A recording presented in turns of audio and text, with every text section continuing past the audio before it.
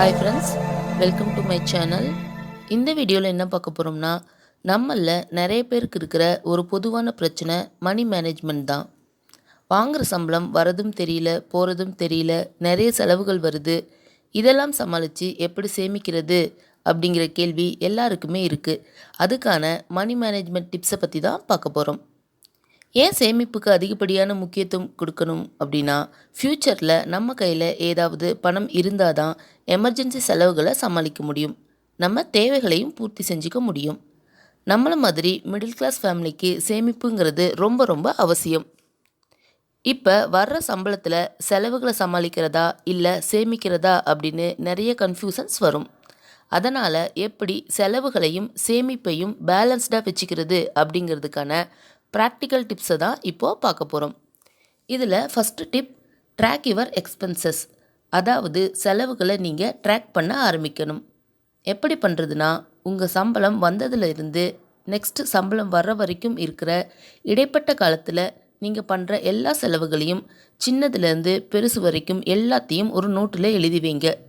உங்கள் மொத்த சம்பளத்தில் எவ்வளவு செலவு பண்ணியிருக்கீங்க அப்படின்னு அப்போ தான் தெரியும். இதில் என்ன யூஸ்னா, நம்ம பண்ணுற அன்வான்ட் செலவுகளை குறைச்சிக்க முடியும். Second tip, follow your budget. Budget போடுறது அப்படிங்கிறது நம்ம மணி மேனேஜ்மெண்ட்டுக்கு ஒரு சூப்பரான விஷயம். சம்பளம் வாங்கினதும் நம்ம ஒவ்வொரு செலவுகளுக்கும் பணம் ஒதுக்குவோம். இதை தான் பட்ஜெட்னு சொல்கிறோம். இதை போடுறதோடு மட்டும் இல்லாமல் கரெக்டாக ஃபாலோ பண்ணணும். செலவுகளை பட்ஜெட்குள்ளேயே முடிக்கணும். நிறைய பட்ஜெட் மெத்தட் இருக்குது. அதாவது 6 ஜார் மெத்தட், 50-30-20 ரூல், இந்த மாதிரி நிறைய மெத்தட்ஸ் இருக்குது. இதை பற்றிலாம் உங்களுக்கு தெரியணும்னா நம்ம சேனல்லே வீடியோ இருக்குது, போய் பாருங்கள். இதில் third tip, control your debit. உங்களோட கடன்களை நீங்கள் கட்டுப்படுத்தணும். இதில் முக்கியமான விஷயம், கிரெடிட் கார்டை சரியான முறையில் கையாளணும். சில பேர் ஒரு 4-5 கிரெடிட் கார்டு வச்சுருப்பாங்க. அதில் இதில் அப்படின்னு கொஞ்சம் கொஞ்சம் எடுத்திருப்பாங்க. அந்த மாதிரிலாம் இல்லாமல் தேவைப்பட்டால் ஒரே ஒரு கார்டு மட்டும் யூஸ் பண்ணுங்கள். அதை கரெக்டாக மேனேஜ் பண்ணுங்கள். முடிஞ்சால் எல்லாத்தையும் கட்டிட்டு கிரெடிட் கார்டை க்ளோஸ் பண்ணிவிடுங்க. இல்லைன்னா தேவையில்லாத கடன்களை வாங்க அது தூண்டும்.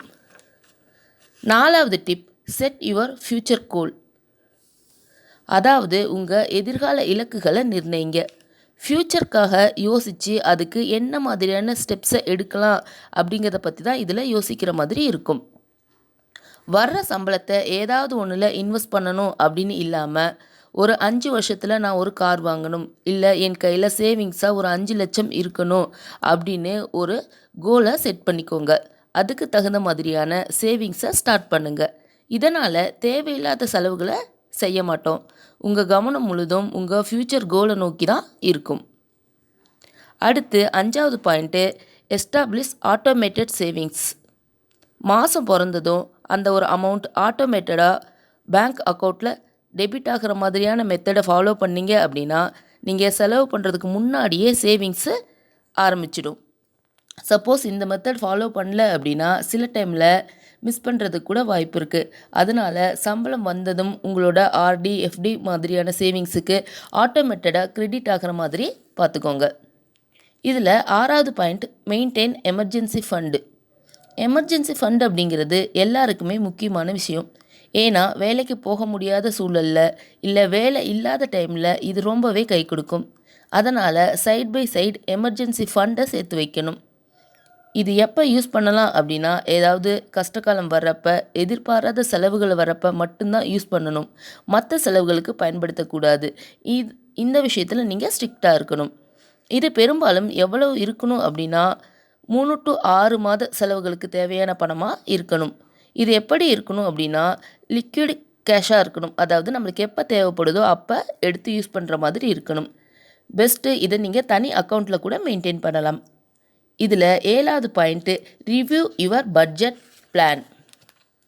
நிறைய வீடுகளில் பட்ஜெட் போடுற பழக்கம் இருக்குது. ஆனால் எப்பயோ போட்ட பட்ஜெட்டையே ஃபாலோ பண்ணாமல் தேவைப்படுறப்ப சேஞ்ச் பண்ணிக்கலாம்.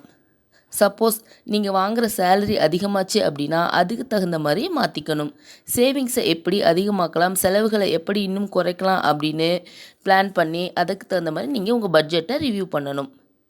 இப்படி போடலை அப்படின்னா நீங்கள் புதுசாக வர அமௌண்ட்டு வேறு ஏதாவது செலவுகளுக்கு யூஸ் பண்ணிக்கிட்டே இருப்பீங்க. அதனால் உங்களோட பட்ஜெட்டை அப்பப்போ ரிவ்யூ பண்ணி அப்டேட் பண்ணுங்கள். இப்போ இந்த வீடியோவில் எப்படி நீங்கள் உங்கள் செலவுகளையும் சேமிப்பையும் பேலன்ஸ்டாக வச்சுக்கலாம் அப்படிங்கிறத பார்த்தீங்க. நீங்களும் இந்த மாதிரியான சில விஷயங்களை ஃபாலோ பண்ணி உங்கள் சேவிங்ஸை சூப்பராக பண்ணுங்கள். ஓகே ஃப்ரெண்ட்ஸ், உங்களுக்கு இந்த வீடியோ ரொம்பவே யூஸ்ஃபுல்லாக இருக்குன்னு நினைக்கிறேன். இந்த மாதிரி மேலும் வீடியோக்கள் வேணும்னா மறக்காமல் என்னோடய சேனலுக்கு சப்ஸ்கிரைப் பண்ணுங்கள். நன்றி, வணக்கம்.